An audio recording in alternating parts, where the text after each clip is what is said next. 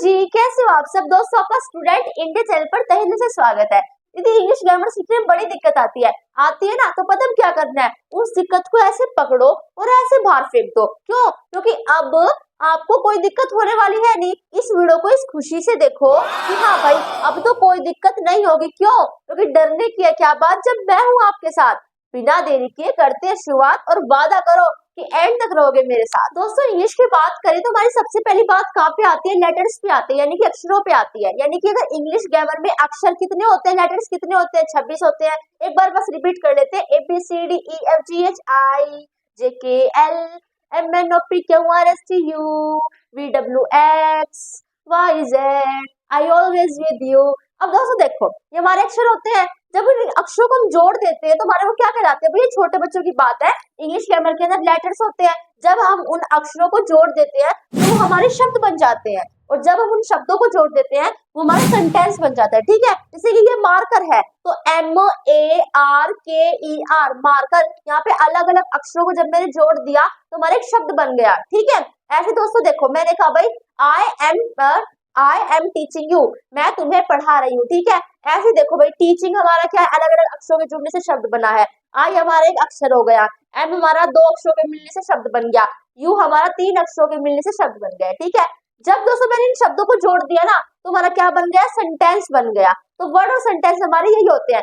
लेकिन दोस्तों, ये हमारी आधी अधूरी डेफिनेशन। क्यों? क्योंकि पूरी डेफिनेशन दोस्तों सेंटेंस की पता है क्या होती है? ये होती है अक्षरों के जुड़ने से शब्द बने, शब्दों के जुड़ने से वाक्य बने। अगर वो वाक्य अपना अर्थ पूरा दे रहा है, यानी कि उसे पढ़ने से बात पूरी समझ में आ रही है, तो वो हमारा सेंटेंस कहलाएगा। जैसे मैंने कहा आई एम टीचिंग यू, यहाँ पे मैंने अक्षरों के जुड़ने से शब्द तो बना दिया, शब्दों के जुड़ने से वाक्य ही बना दिया, लेकिन ये आधा अधूरा वाक्य है, नहीं कहलाएगा। क्यों नहीं कहलाएगा? क्योंकि इसने पूरी डेफिनेशन को फॉलो किया है। जब हम इसकी हिंदी बनाते हैं तो वो क्या निकलती है? मैं तुम्हें पढ़ा रही हूँ, इसको पढ़ने से बात हमें समझ में आ रही है, तो सेंटेंस हमारा वही होता है। मैंने तो भाई शब्द मैंने बोल दिया, भाई मार्कर बोल दिया, डस्टर बोल दिया, मैंने कह दिया मार्कर इज पेन, मैंने ऐसे बोल दिया।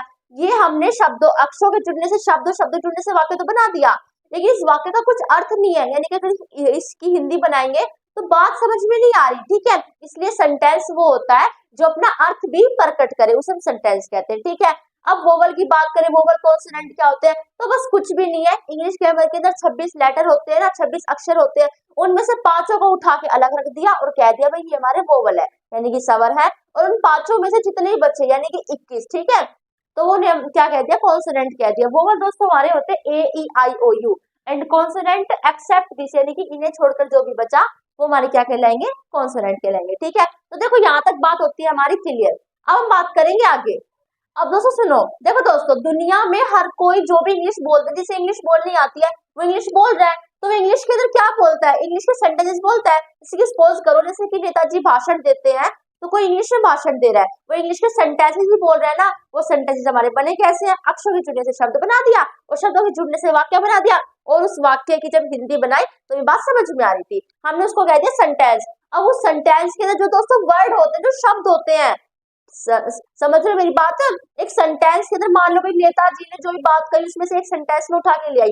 अब उस सेंटेंस के अंदर जो भी शब्द होते हैं वही दोस्तों इंग्लिश ग्रामर की भाषा में कहलाते हैं पार्ट्स ऑफ स्पीच, यानी कि स्पीच। उसने भाषण दी, उसने स्पीच दी, उसके स्पीच यानी कि इंग्लिश के सेंटेंस के जो भाग थे, पार्ट्स थे, उन्हें इंग्लिश ग्रामर की भाषा में पार्ट्स ऑफ स्पीच कहते हैं। अब हम series wise her part of speech को आराम से सीखेंगे। घर पे बैठे हो ना, तो अब उठ लो और चलो इंग्लिश ग्रामर की मार्केट के अंदर। चल के नहीं जाना है, मेंटली जाना है। ठीक है दोस्तों, अब हम जाएंगे इंग्लिश ग्रामर की मार्केट के अंदर। जैसे कि हम शॉपिंग करने जाते हैं, भाई हमें कपड़े खरीदने हो, जूते खरीदने हो, तो हम शॉपिंग करने के लिए बाजार जाते हैं। इसी तरह मान लो भाई हमारा एक बाजार है, वहाँ पे जूते कपड़े की दुकान नहीं, वहाँ पे नाउन प्रोनाउन की दुकान है, यानी कि हमारी इंग्लिश ग्रामर की दुकान है। ठीक है, तो देखो मैंने आपको सेंटेंस, लेटर, वर्ड यानी कि इस दुकान से तो मिला दिया है। अब मैंने फिर क्या कहा था? वो सेंटेंस के जो वर्ड यूज कर रहे हैं वो इंग्लिश ग्रामर की भाषा में कुछ तो कहलाते होंगे, जिसे हम क्या कहते हैं? पार्ट्स ऑफ स्पीच कहते हैं। तो पार्ट ऑफ स्पीच हमारा पहला शब्द आता है नाउन। अब हम चलेंगे नाउन की दुकान पर। थोड़ा सा आगे बढ़े, हमें मिली नाउन की दुकान। हमने कहा भाई आप क्या पहचानो, आप यहाँ पर क्या कर रहे हो? उसने कहा कि भाई इस दुनिया में जिस भी चीज का नाम है ना वो नाउन कहलाता है, यानी कि वो मैं हूँ। इस दुनिया में किसी भी व्यक्ति का नाम, किसी भी वस्तु का नाम, किसी भी स्थान का नाम नाउन कहलाता है। जिसे भी आप उसके नाम से बोल सको वो नाउन कहलाएगा। ठीक है, जैसे कि ये है भाई, क्या है ये? इसे कुछ नाम दिया, हाँ ये एक चीज है, मार्कर, तो मार्कर हमारा नाउन है। ये सफेद सफेद क्या है, ये बोर्ड है, यहाँ पर लाइट है, सामने मोबाइल है, स्टैंड है, वॉल है, डोर है, विंडो है, टेबल है, चेयर है, तो इन सब चीजों को हम क्या कहते हैं, नाउन कहते हैं। किसी भी स्थान का नाम, दिल्ली, हरियाणा, नागालैंड, तमिलनाडु, जम्मू कश्मीर, अमेरिका, लंदन, भारत, पाकिस्तान, चीन, ठीक है, तो हमारे सारे क्या हो गए, नाउन हो गए। किसी भी वस्तु का नाम, किसी व्यक्ति का नाम, जैसे कि मोहित, राजन, शुभम, यश और जन्नत, यंशिका, सारिका, कनिष्का, ये सारे हमारे क्या नाउन है, जिसे भी आप नाम दे सको, ठीक है। जैसे कि आप यहाँ पे भाई, यहाँ पे नोट्स के लिए है, आप इनका स्क्रीनशॉट भी ले सकते हो, ठीक है। अब देखो भाई, name of a person, place और थिंग, किसी भी व्यक्ति, वस्तु, स्थान का नाम हमारा क्या कहलाता है, नाउन कहलाता है। एग्जाम्पल देखो, Mohan is my friend, Mohan मेरा मित्र है, तो मेरे मित्र का नाम क्या है, मोहन, ये हमारा क्या हुआ, नाउन हुआ। ये हमारा नाउन नहीं है, ये हमारा पार्ट ऑफ स्पीच है, क्योंकि हमारी क्या हुई, स्पीच, स्पीच के भाग है ना ये, तो ये भाग हमारा क्या कहलाया, नाउन कहलाया। ऐसे हम सीखते हैं, ठीक है। ही इज टॉम, वह टॉम है, तो उसका नाम हो गया टॉम, ये हमारा हो गया नाउन हो गया, ठीक है। आई लिव इन दिल्ली, मैं दिल्ली में रहती हूँ, तो ये हमारा क्या हो गया, नाउन हो गया, क्योंकि एक स्थान का नाम हो गया। ओके, 5 कदम चलने के बाद मेरे दोस्तों में प्रोनाउन, मैंने कहा भाई आपकी क्या औकात है, यानी कि आप यहाँ पर क्या करें, उसने कहा कि भाई आप हमेशा नाम नहीं ले सकते, सबका नाम आप हमेशा नहीं ले सकते, आपको नाम के स्थान पर कुछ यूज भी करना होगा, और नाम के स्थान पर हम जिन शब्दों का यूज करते हैं उसे क्या कहते हैं, प्रोनाउन कहते हैं, यानी कि मैं प्रोनाउन हूँ, ठीक है। यानी कि उन्होंने कहा कि भाई मान लो यहाँ पे नाउन है, किसी का भी नाम है, तो नाउन को हटाकर मैं उसकी जगह पर आ जाता हूँ, ठीक है, क्योंकि आप हर टाइम नाउन का यूज नहीं कर सकते, तो use in the place of noun, noun के स्थान पर हम जिन शब्दों का यूज करते हैं हम क्या कहते हैं, प्रोनाउन कहते हैं, ठीक है। ऐसे देखो दोस्तों, मेरा नाम क्या है, मेरा नाम है कनिष्का, अब मैं बार बार मैं कनिष्का के स्थान पर, कनिष्का नाउन हुआ, नाउन के स्थान पर मैं किस शब्द का यूज कर रही हूँ, मैं शब्द का यूज कर रही हूँ, ठीक है। समझ रहे हो मेरी बात, मेरी देखो मैंने ये लिखा, समझ रहे हो कनिष्का की बात, कनिष्का नाउन है, नाउन है, नाउन नहीं कहा मैंने कहा कनिष्क, समझ रहे हो मेरी बात, तो नाउन के स्थान पे मैंने मेरी शब्द का यूज किया, मेरी हमारा क्या हुआ, प्रोनाउन हुआ, ठीक है। ऐसे उदाहरण देखो दोस्तों, he is a naughty boy, वह एक नोटी बॉय यानी कि शरारती लड़का है, अब उस शरारती लड़के का नाम है राहुल, ठीक है। मैंने कहा भाई राहुल एक शरारती लड़का है, लेकिन मैंने राहुल नहीं कहा, मैंने कहा कि वह एक शरारती लड़का है, तो राहुल हमारा किसी का नाम हो गया, नाउन हो गया, नाम के साथ में मैंने वह शब्द का यूज कर दिया, देन ये हमारा क्या होगा, प्रोनाउन होगा, ठीक है। You have liked my video, तुम मेरी वीडियो लाइक कर चुके हो, तुम्हारा कोई नाम होगा ना, उस नाम के, भाई तुम मेरी वीडियो कौन कौन देख रहा है, मुझे नहीं पता, मुझे आपके नाम भी नहीं पता, इसे तो उसने कहा था कि भाई हर टाइम आप नाम का यूज नहीं कर सकते, ठीक है, तो मुझे आपके नाम नहीं पता, आप सबके नाम के साथ में मैं तुम शब्द का यूज कर रही हूँ, तो नाम यानी कि नाउन, नाउन के साथ पर हमने किसका यूज किया, यू का यूज किया, यू हमारा क्या हुआ, प्रोनाउन हुआ, ठीक है। He deceived himself, उसने खुद को धोखा दिया, जैसे कि मान लो उसने का नाम था मोहन, मोहन ने खुद को ही धोखा दिया, ठीक है, लेकिन मैंने मोहन नहीं कहा, मैंने कहा उसने, तो मोहन हमारा नाउन था, नाउन के साथ में मैंने he का यूज किया, वो हमारा क्या हुआ, प्रोनाउन हुआ। तो थोड़ी और आगे बढ़ने पर मैं मिली एडजेक्टिव की दुकान से, और उसने, मैंने कहा भाई आप कौन हो, मतलब आपकी पहचान क्या है, उन्होंने कहा कि भाई मैं नाउन और प्रोनाउन की विशेषता बताता हूँ, जैसे कि भाई नाउन और प्रोनाउन के अंदर आगे गया, भाई किसी भी स्थान का नाम, किसी व्यक्ति का नाम, यानी कि हम क्या है, हम नाउन है और प्रोनाउन है, ठीक है। तो भाई हमारी कोई विशेषता भी होगी, भाई मैं लंबी हूँ, मैं पतली हूँ, मैं बहादुर हूँ, मैं इंटेलिजेंट हूँ, मैं अच्छी हूँ, मैं बुरी हूँ, ये मेरी विशेषता है ना, ठीक है। तो एडजेक्टिव ने कहा भाई नाउन और प्रोनाउन की जो विशेषता बताएगा, ऐसे शब्दों को किसी भी इंग्लिश में सेंटेंस के अंदर जो भी नाउन या फिर प्रोनाउन की विशेषता बता रहा होगा ना, उस शब्द को हम एडजेक्टिव कह देंगे, ठीक है। ठीक है भाई, ऐसे ही मैंने कहा फैट, वह मोटा है, ही इज फैट, तो उसकी विशेषता क्या है कि वह मोटा है। अब देखो भाई, मैंने कहा मोहन मोटा है, लेकिन मैंने मोहन नहीं कहा, नाउन के साथ में मैंने ही शब्द का यूज कर दिया, तो प्रोनाउन हुआ, और प्रोनाउन की विशेषता क्या है कि वो मोटा है। अब मैं ही नहीं लगा रही हूँ, मैं मोहन लगा रही हूँ, तो वो हमारा नाउन हो गया, और नाउन की विशेषता है कि वो मोटा है, ठीक है। कोई चीज काली है, कोई चीज पतली है, कोई व्यक्ति लंबा है, कोई व्यक्ति इंटेलिजेंट है, कोई व्यक्ति ब्रेव है, जैसे कि यू आर ब्रेव, तुम बहादुर हो, तुम्हारी विशेषता क्या है कि तुम बहादुर हो, तो नाउन और प्रोनाउन की विशेषता बताने वाले शब्दों को हम एडजेक्टिव कहते हैं, ठीक है भाई। मैं और आगे बढ़ी तो वहां पे मिला वर्ब, अब तो भाई पूछो मत वर्ब की, तो जैसे सूरज, मतलब हमेशा सूरज पूरब से उगता है ना और पश्चिम में जाके छिपता है, ठीक है, समझ रहे मेरी बात। जैसे हर रोज सूर्य पूरब से उगेगा और पश्चिम से छिपेगा, मतलब ये एक यूनिवर्सल ट्रुथ है। तो ऐसा ही मान लो कि इंग्लिश ग्रामर के हर सेंटेंस के अंदर वर्ब होती है, बिना वर्ब कोई सेंटेंस नहीं होता, ठीक है। अब वर्ब क्या होते हैं भाई, भाई जो करता है, यानी करता है, यानी कार्य को करने वाला, उसके द्वारा क्या किया जा रहा है। जैसे मान लो भाई मैं तुम्हें पढ़ा रही हूँ, अब मैंने कहा मैं तुम्हें मैथ्स पढ़ा रही हूँ, नहीं भाई मैं तुम्हें इंग्लिश पढ़ा रही हूँ, ठीक है। तो मैंने कहा मैं क्या कर रही हूँ, यानी कि मैं क्या हुई, मैं करता हुई, क्योंकि मेरे द्वारा कार्य किया जा रहा है और कार्य को करने वाला कौन होता है, कर्ता होता है। अब मेरे द्वारा किया क्या जा रहा है, मेरे द्वारा गाया जा रहा है, मेरे द्वारा पढ़ा जा रहा है, मेरे द्वारा चला जा रहा है, मेरे द्वारा सोया जा रहा है, मेरे द्वारा पढ़ाया जा रहा है, मेरे द्वारा क्या किया जा रहा है, मेरे द्वारा पढ़ाया जा रहा है। ठीक है, तो जब किसी भी काम का होना, उसे हम क्या कह देते हैं, वर्ब कह देते हैं, यानी कि क्रिया कहते हैं। जैसे कि भाई कोई चल रहा है, कोई ड्राइविंग कर रहा है, कोई लिख रहा है, कोई गा रहा है, कोई सो रहा है, इज एम आर गोज वर, इसकी भी आपको बात बताऊंगी। देख अब दोस्तों देखो भाई, आई एम टीचिंग यू, मैं तुम्हें पढ़ा रही हूँ, तो मेरे द्वारा पढ़ाया जा रहा है, तो टीचिंग हमारी क्या हुई, हमारी वर्ब हुई। लेकिन एम किस बला का नाम है, मैंने यहाँ पे एम भी तो यूज किया दोस्तों, हमारी एम भी वर्ब होती है। कैसे, अब आपको बताती हूँ दोस्तों। देखो मैंने कहा दोस्तों कि आई एम स्टूडेंट, मैं स्टूडेंट हूँ, तो ये भी हमारा एक सेंटेंस हुआ, लेकिन इसमें तो कोई कार्य किया नहीं जा रहा है। और दीदी आपने ये बात ही मुझे भी बताई, यानी कि हमें भी बताई कि वर्ब बिना कोई सेंटेंस नहीं होता, ये भी सेंटेंस है, क्योंकि मैं विद्यार्थी, बात समझ में आ रही है। दीदी कंफ्यूज कर दिया,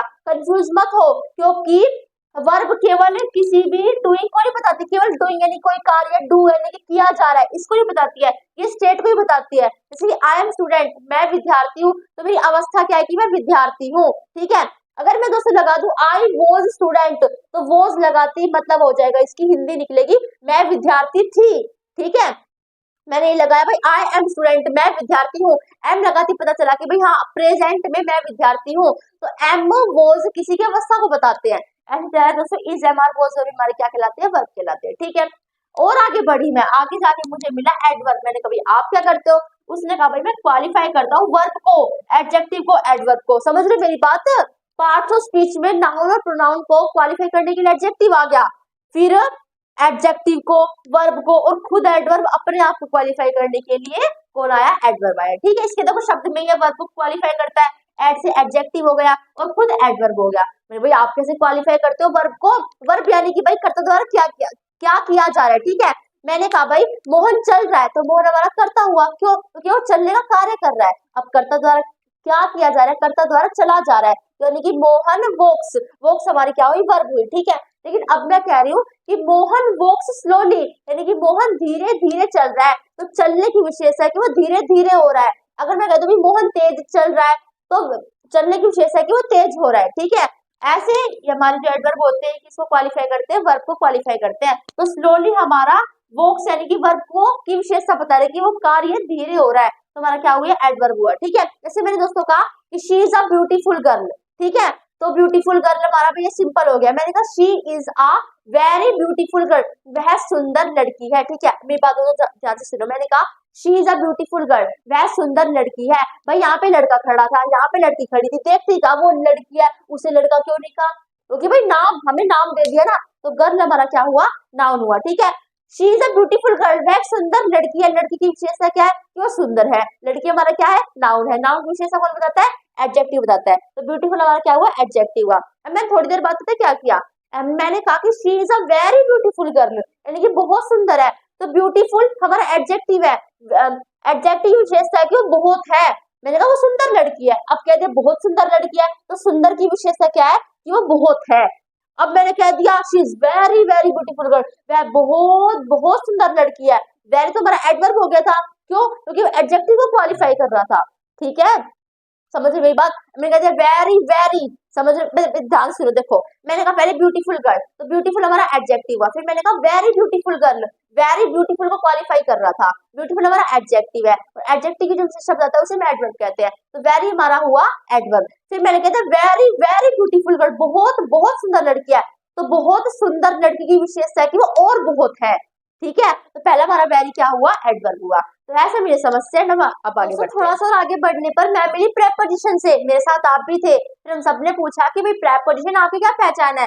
उन्होंने कहा कि भाई मैं रिलेशन यानी कि संबंध बताने काम करता हूँ। भाई कोई भी चीज है ना, इसलिए मान लो नाउन और प्रोनाउन है, किसी सेंटेंस के अंदर नाउन और प्रोनाउन का रिलेशन संबंध, वाक्य के जो दूसरा जो जितने भी शब्द बचे ना उससे संबंध बताने के लिए हम प्रेपोजिशन का यूज करते हैं। ठीक है, ठीक है भाई, ये दोस्तों हमेशा नाउन और प्रोनाउन से पहले पाएगा।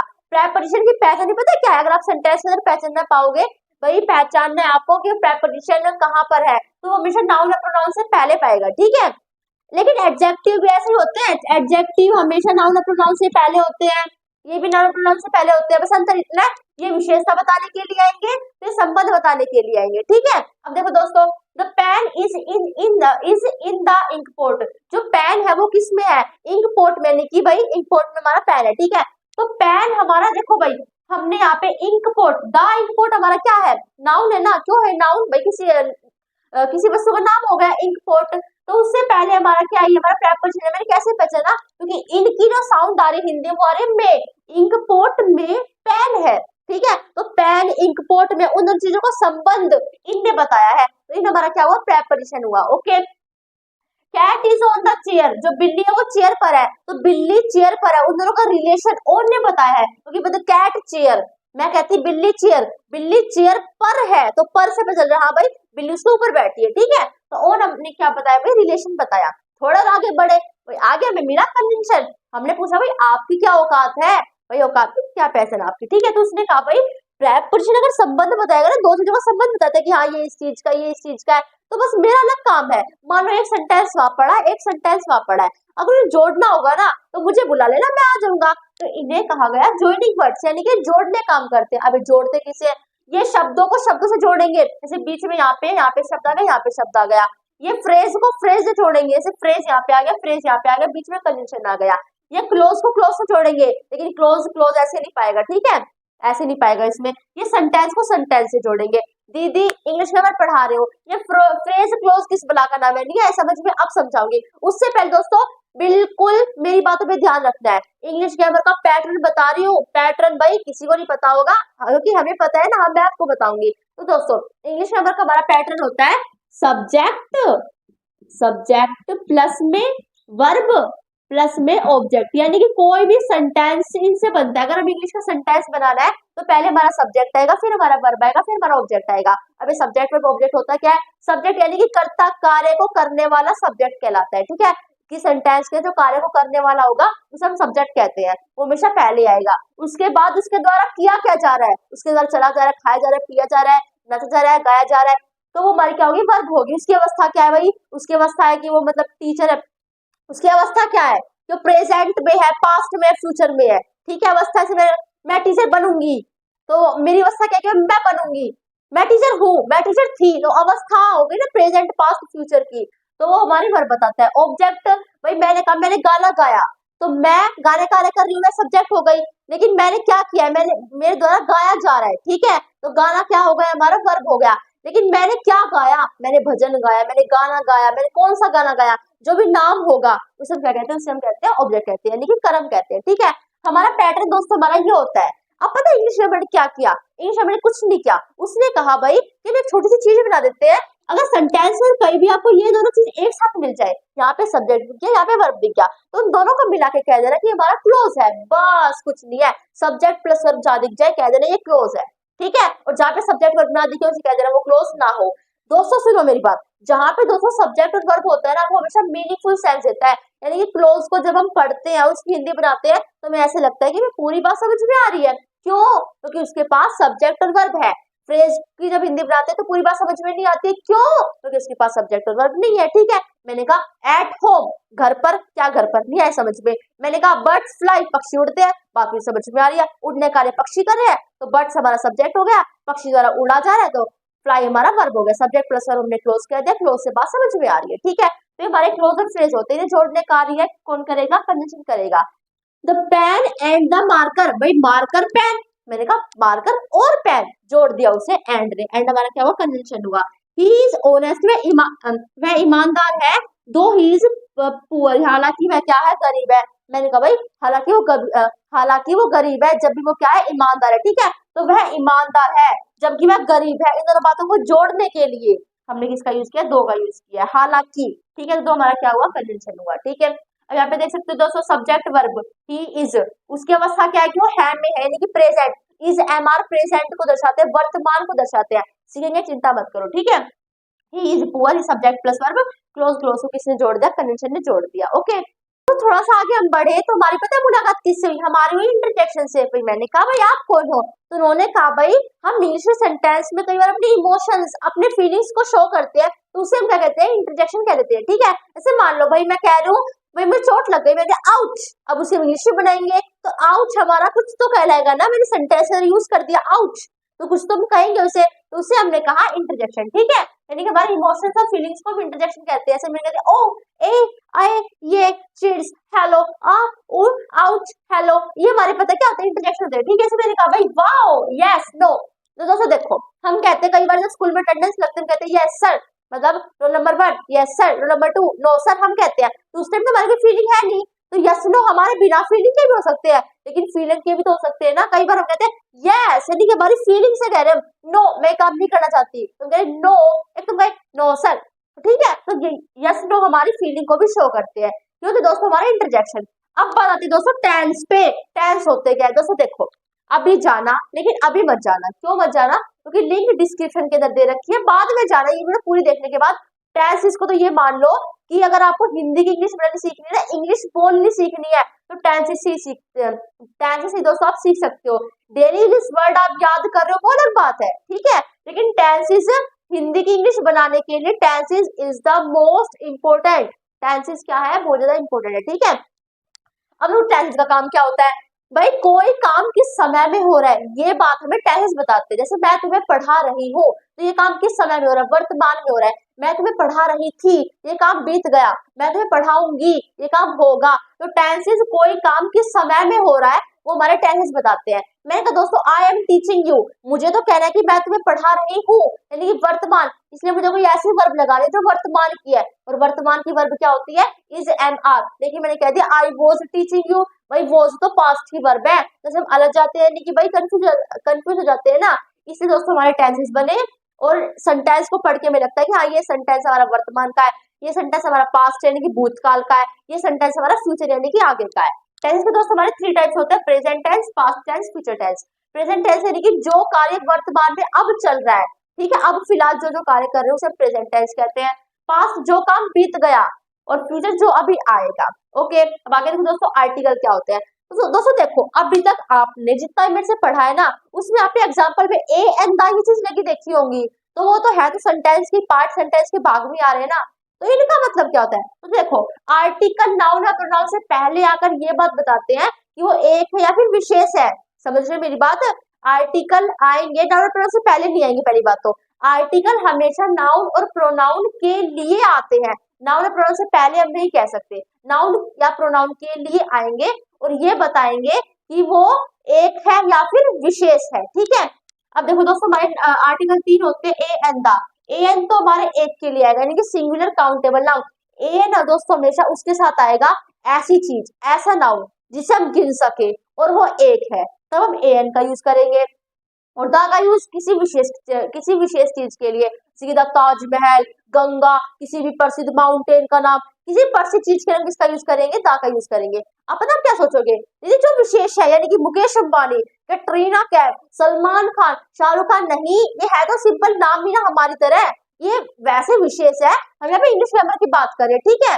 द गंगा, द ताजमहल, ये चीजें विशेष है, ठीक है। कैटरीना कैफ ये हाँ माना विशेष है, लेकिन इसका मतलब ये नहीं कि इनके साथ हम दा का यूज करेंगे, है तो नाम बिना सिंपल, इसके साथ दा का यूज नहीं करेंगे, ठीक है। दा का यूज होगा जो चीज विशेष है, समझ लो मेरी बात। अब एक और बात सुनो दोस्तों, दा का यूज होगा दोस्तों जो चीज या तो फिर विशेष है उसके साथ होगा, या तो फिर इस एक ऐसी चीज के साथ होगा जिसका हमने जिक्र कर लिया। जैसे आपने सुना होगा द थ्रस्टी क्रो पोयम, उसमें क्या करते हैं, once there was a crow, एक बार एक कुआं था।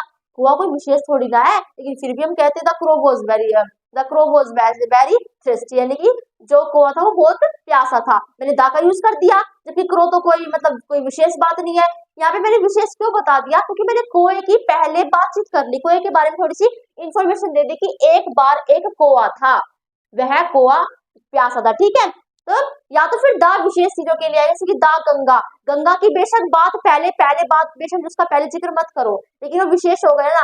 ताजमहल का पहले जिक्र बेशक मत करो, लेकिन वो विशेष चीज हो गई, उसके साथ हम दा का यूज करेंगे। लेकिन कोआ से हम हो गए, ठीक है, हम सेंटेंस में अगर पहले हमारा जिक्र आ रहा है ना, तो बाद में हम अपने साथ दा लगा सकते हैं। ओके, अब देखो दोस्तों, अब बिल्कुल मेन बात सुनो, ए का यूज हम किसके साथ करेंगे, ऐसा नाउन जिसकी ध्वनि अगर स्वर में आ रही है, समझो मेरी बात, ऐसा नाउन या प्रोनाउन जिसकी ध्वनि जिसकी साउंड अगर स्वर में आ रही है तो हम एन का यूज करेंगे। और ऐसा नाउन या फिर प्रोनाउन जिसकी ध्वनि किस में आ रही है, व्यंजन में आ रही, तो हम किसका यूज करेंगे, ए का यूज करेंगे। इसे पढ़ के देखो, पैन, तो पै क्या है हमारा व्यंजन है, तो हमने ए का यूज कर दिया।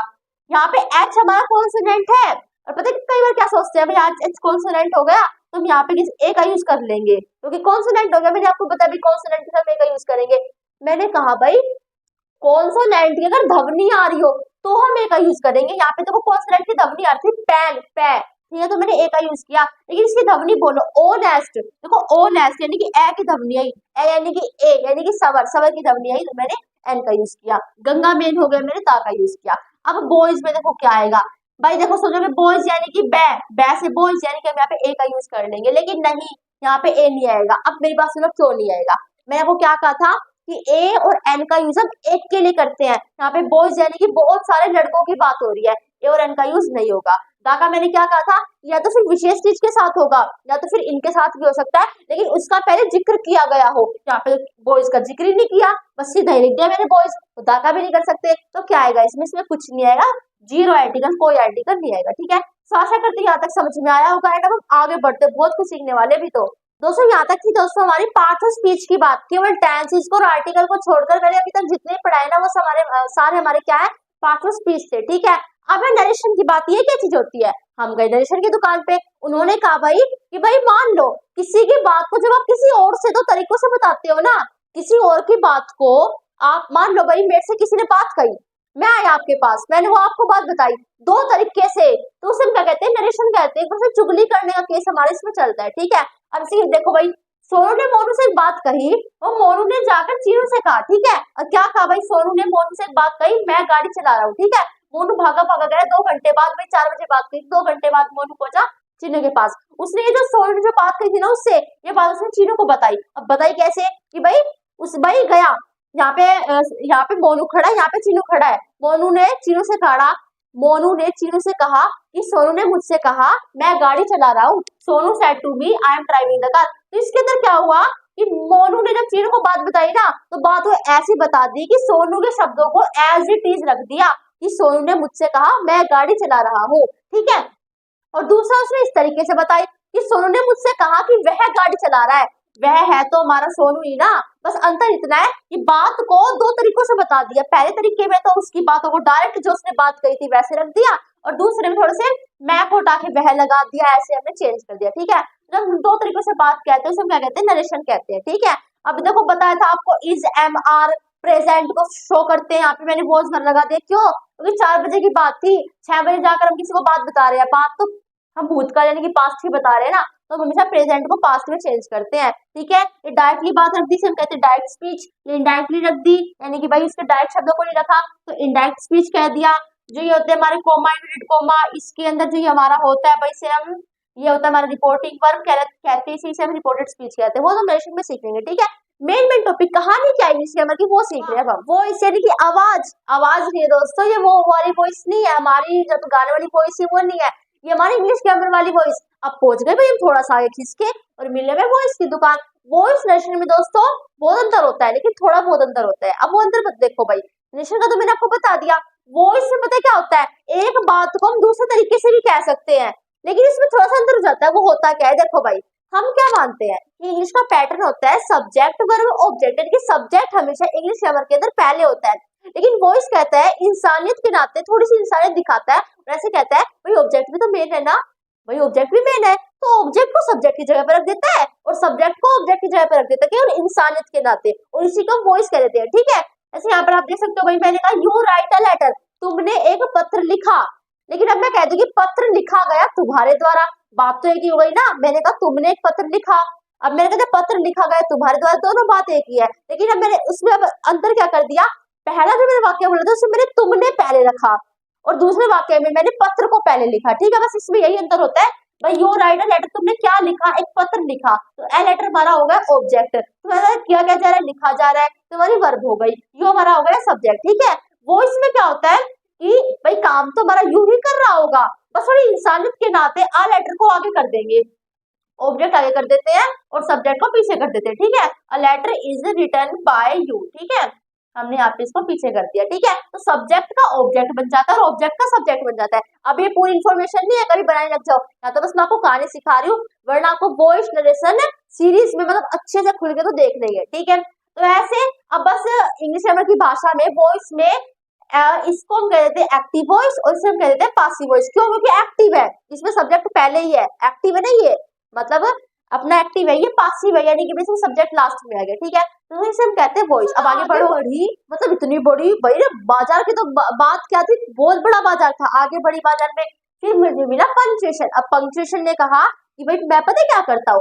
एक सेंटेंस है उसको जब हम बोलते हैं इंग्लिश सेंटेंस तो कई बार क्या होता है हमारी बात भी पूरी हो जाती है, फिर अगली बात शुरू करते हैं, कई बार थोड़ा थोड़ा रुकते भी हैं, तो रुकना, ठहरना, इनके बीच में हम कुछ शब्द, कुछ पॉइंट, कुछ बिंदुओं का यूज करते हैं, उन्हें हम क्या कहते हैं, पंक्चुएशन कहते हैं, यानी कि विराम चिन्ह, ठीक है। मान लो भाई कहीं पर रुक गए, थोड़ा रुके हो, कई बार ज्यादा रुके हो, कई बार पूरा रुके हो, तो पता कैसे चलेगा, वो कुछ बिंदु होते हैं और उन्हीं चिन्ह, कुछ बिंदु को चिन्ह, उन्हीं चिन्ह को हम क्या कहते हैं, पंक्चुएशन कहते हैं। जैसे कि भाई फुल स्टॉप हो गया, कोमा हो गया, कोलन हो गया, सेमीकोलन हो गया, एक्सेट्रा, ये हमारे बहुत सारे होते हैं, ठीक है, कभी फुर्सत में पढ़ेंगे। लेकिन अब इसका मेन रीजन क्या है, ठीक है। जैसे भाई मैंने कहा कि आई बाय, भाई मैंने खरीदी एक गाड़ी, एक पेंसिल और एक पेन, ठीक है। तो मैंने कहा भाई मैंने खरीदी एक गाड़ी, फिर एक पेंसिल और एक पेन। तो यहाँ पे मैं थोड़ा सा रुकी ना, और रुकने के अगर मैं फुल स्टॉप का यूज कर, तो फुल स्टॉप का मतलब है कि आगे बात ही नहीं है, आगे भाई और ही कोई बात चलेगी, अब ठीक है ये बात नहीं है। तो यहाँ पे इसका यूज करने में पता चला हाँ भाई बात अब थोड़े रुके हैं, अब और आगे बात आएगी, और आगे बात आएगी। तो जब हम रुकते हैं ना तो उसको क्या कहते हैं, पंक्चुएशन कहते हैं। अब आगे दोस्तों देखो मॉडल, इसमें अब इसका क्या मतलब होता है, देखो मॉडल ये क्या होते हैं। भाई आगे मैं गई दुकान पे, उसने कहा भाई मैं मॉडल हूँ, मैंने पता है भाई, वो तो मुझे दिख रहा है, नाम प्लेट, नंबर प्लेट मुझे दिख रही है, आप मॉडल हो, काम तो बताओ आपका क्या है। उन्होंने कहा कि भाई कई बार हम इंग्लिश सेंटेंसेस में अपनी क्षमता दिखाते हैं, किसी को आज्ञा देते हैं, किसी से आज्ञा लेते हैं, किसी को चेतावनी देते हैं, किसी से नम्र निवेदन करते हैं, तो उसके लिए हम इंग्लिश में कुछ शब्दों का यूज करते हैं ताकि हम पहचान पाए, हाँ भाई इस शब्द के लगने से ये लग रहा है कि हाँ इस सेंटेंस में क्षमता बताई जा रही है, ये शब्द लगा तो ये लग रहा है इसमें आज्ञा मांगी जा रही है, फिर दी जा रही है, ठीक है।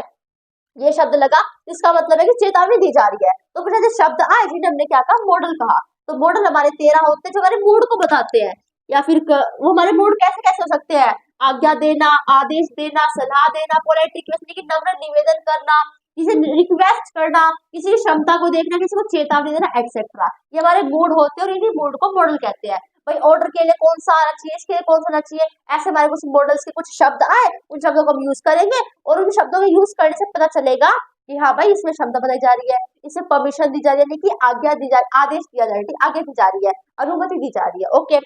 अब देखो आई कैन स्पीक इंग्लिश, मैं इंग्लिश बोल सकती हूँ, भाई हम बोल सकते हैं इंग्लिश, ठीक है। I can speak easily English लिख देते हैं, यहाँ पे हम लिख देते हैं आई कैन स्पीक, भाई ये क्या हो गया, ये आई कैन स्पीक इंग्लिश, ठीक है। हम इंग्लिश मैं इंग्लिश बोल सकती हूँ, हम इंग्लिश बोल सकते हैं, ठीक है, वी कैन स्पीक इंग्लिश। तो यहाँ पे पता है कैन लगा ना, जब कैन लगा तो कैन ने ये बात बताई कि हाँ यहाँ पे इंग्लिश को बोलने की क्षमता की बात हो रही है कि हम इंग्लिश बोल सकते हैं। कैन का मतलब होता है सकता है, ठीक है। We should serve our country, हमें अपने देश की क्या सर्व सेवा करनी चाहिए। तो यहाँ पर एक पता क्या होना चाहिए, एक मतलब एक प्रकार से हमारी जो ड्यूटी है, ठीक है, नैतिक कर्तव्य, ड्यूटी जो है हमारी उसको बताया गया, वो किसे पता चला, शुड से पता चला, ठीक है। तो मॉडल दोस्तों हमारे ये होते हैं। अब लास्ट टॉपिक है दोस्तों हमारा फिगर ऑफ स्पीच, उसे समझ थोड़ी और आगे बढ़ने पर हम मिले फिगर ऑफ स्पीच से, और उसने पता है जाते ही, मतलब मैं उस दुकान में क्या, तो मैंने कदम रखे थे, जाते बोला मैं तो गुंडा हूँ, लेकिन पता है काम क्या है, इससे कहा जो पॉइंट मारना नहीं होता, लड़का लड़कियों में जैसे पॉइंट मारने केस होते हैं, तो ऐसा इसका था। मतलब ये पता है अच्छा तो बहुत है, ये बहुत ज्यादा सुंदर है, ये चीजों को अच्छा बना देता है, ठीक है, लेकिन थोड़े गुंडे वाले काम करता है, मैं आपको समझा रही हूँ वजह से, जो अच्छा तो बहुत है। ये दोस्तों पता क्या करता है, स्पीच यानी कि इंग्लिश का सेंटेंस उसको फिगर दे देता है। जैसे आपने सुना होगा, हमने कहा भाई कोई लड़की जा रही है, बड़ी सुंदर लग रही है, लाल ड्रेस अच्छी, मतलब लाल ड्रेस पहन रखी है, बड़ी अच्छी लग रही है, ठीक है, बाल वाल खुले हुए, तो हम क्या कहते हैं, अरे हाय स्ट्रॉबेरी का जूस लग रही है। कोई लड़का में बिल्कुल मतलब कुछ ज्यादा ही लंबा है, तो आए हाय खंबा लग रहा है, बिल्कुल बिल्कुल माचिस की तिल्ली लग रही है, तो मतलब उसके हमें विशेषण जाते हैं, क्या कोई लंबा है, कोई पतला है, ऐसा लग रहा है, ऐसा लग रहा है, ऐसा लग रहा है, कोई काला है तो हम मतलब मकोड़ा लग रहा है, ऐसे भाई कह देते हैं, ठीक है, मतलब कह तो नहीं चाहिए लेकिन हम कह देते हैं ऐसे, ठीक है। तो कोई काला है तो उसको और कुछ कह दिया, इस तरीके से जब हम अपनी स्पीच को, अपने सेंटेंस को फिगर दे देते हैं। ऐसे भाई अगर वो सुंदर लग रही है तो हमने कह दिया स्ट्रॉबेरी का जूस लग रही है, तो अपनी स्पीच को एक सुंदरता दे दी, ठीक है, सुंदरता क्या दे दी, स्ट्रॉबेरी का जूस, इसका मतलब तो सुंदर लगना ही है। तो उसी को क्या कहते हैं, फिगर ऑफ स्पीच, यानी कि स्पीच को फिगर देना। जैसे कि देखो भाई, रचिन जो है, रचिन वो चमक रहा था, मतलब अच्छे से कपड़े पहन रखे थे, तो सबने क्या क्या दिया कि रचिन ऐसे चमक रहा है, जैसे सन चमकता है, सूर्य चमकता है, ठीक है। तो Rachin is bright as the sun, जब किसी का कंपेयर कर देते किसी से, ओके, उसमें फिगर ऑफ स्पीच का यूज करते हैं। कांग्रेचुलेशन एंड एक लंबी सी पतली सी तारीफ बजा दी, क्योंकि हमारे सारे के सारे खत्म हो चुके हैं। हमने दोस्तों आज की वीडियो के अंदर हमने क्या सीखा, जो इंग्लिश ग्रामर के जितने भी टॉपिक होते हैं ना, सारे के सारे टॉपिक हमने इस वीडियो के अंदर सारे सीख लिए। वोकैबुलरी, सिनोनिम, एंटोनिम, ये तो बात अलग है, ये तो बिल्कुल ही बात अलग है, ये तो हमारा और कुछ है, ठीक है, वो हमारे इंग्लिश के अंदर आते हैं, ठीक है भाई। किसी भी शब्द की इंग्लिश क्या होगी, सब वोकैबुलरी तो कहते हैं, तो वो इसके अंदर नहीं आता। हमने आज क्या सीखा, हमने कहानी के तरीके से सीखा भाई इंग्लिश कैसे उसकी शुरुआत हुई, कैसे कैसे हम बढ़े, उसका जन्म कैसे हुआ, फिर वो बुढ़ापे पे कैसे गए, ठीक है। तो आशा करती हूँ आपने वीडियो एंड तक देखी होगी, और जिसने एंड तक देखा है उसे मेरी तरफ से थैंक यू, ठीक है। एंड दोस्तों, जिसने वीडियो अच्छी लगी तो लाइक कर देना, अगर वीडियो अच्छी लगी तो लाइक कर देना। और दोस्तों एक बात ध्यान रखना, सबके पास शेयर कर देना, अपने दोस्तों के पास शेयर कर देना, ताकि वो भी सीख सके, क्योंकि बहुत ज्यादा ये जरूरी है, ठीक है। एंड चैनल को कर देना सब्सक्राइब, ताकि जो और भी वीडियोस आए उनकी नोटिफिकेशन आपके पास पहुंच जाए। इसलिए वीडियो एंड तक देखिए दोस्तों, बहुत बहुत बहुत बहुत बहुत धन्यवाद and thanks for watching my video. तब तक के लिए जय हिंद, जय भारत, और आप अपने घर पर खुश रहो, स्वस्थ रहो।